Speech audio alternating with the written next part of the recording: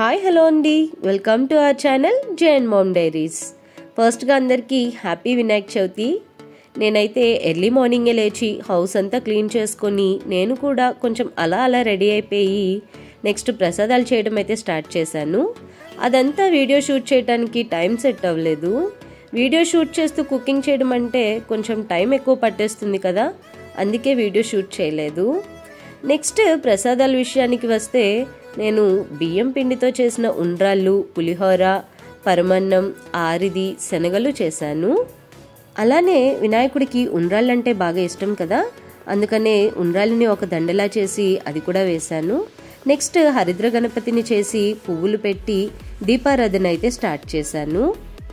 అన్నట్టు పాలి గురించి చెప్పలేదు కదా, ఈ పాలి కొనడానికే నేను ఒక 3-4 షాప్స్ వరకు తిరుగుంటాను. ఎక్కడ అడిగినా 100-120 చెప్పేవాళ్ళు. ఏంటి పాలి ఇంత రేటు ఉందా అని అనిపించేది. లాస్ట్కి తిరిగి 60 రూపీస్కి అయితే కొన్నాను. నెక్స్ట్ వినాయక అష్టోత్తరము అండ్ సాటర్డే కదా అని వెంకటేశ్వర స్వామి అష్టోత్తరము, చవితి కదా అండ్ వినాయకుడివి ఒక 2-3 పాటలు, ఇలా బుక్కులో ఉన్నవి అన్నీ కూడా చదువుకుంటూ పువ్వులు అక్షింతలతో దేవుడికి పూజ చేసుకున్నాము. నేను మా హస్బెండ్ పూజ చేసుకుంటున్నంతసేపు బాబు పక్కనున్న టాయ్స్తో బాగానే ఎంటర్టైన్ అయ్యాడు.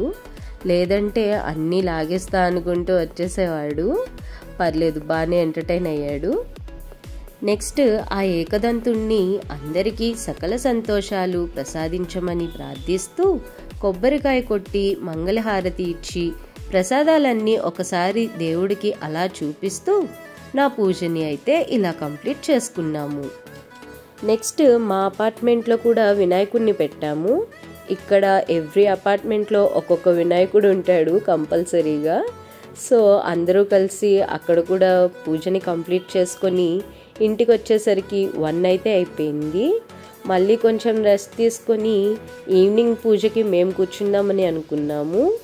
సో ఆ పూజకి కావాల్సిన ప్రసాదాలు అయితే రెడీ చేసుకున్నాను మళ్ళీ. నెక్స్ట్ ఆ ప్రసాదాల విషయానికి వస్తే సేమియా కేసరి అండ్ శనగలు చేశాను. ఫస్ట్ అయితే బాబుతో పూజని ఎలా మేనేజ్ చేస్తానో అనుకుని చాలా భయపడ్డాను. కానీ బాబు అయితే మాత్రం చాలా బాగా కోఆపరేట్ చేశాడు. నా పక్కనే నించున్నాడు. దేవుడికి పువ్వులు వేయమంటే చక్కగా వేశాడు, హారతి తీసుకోమంటే తీసుకున్నాడు.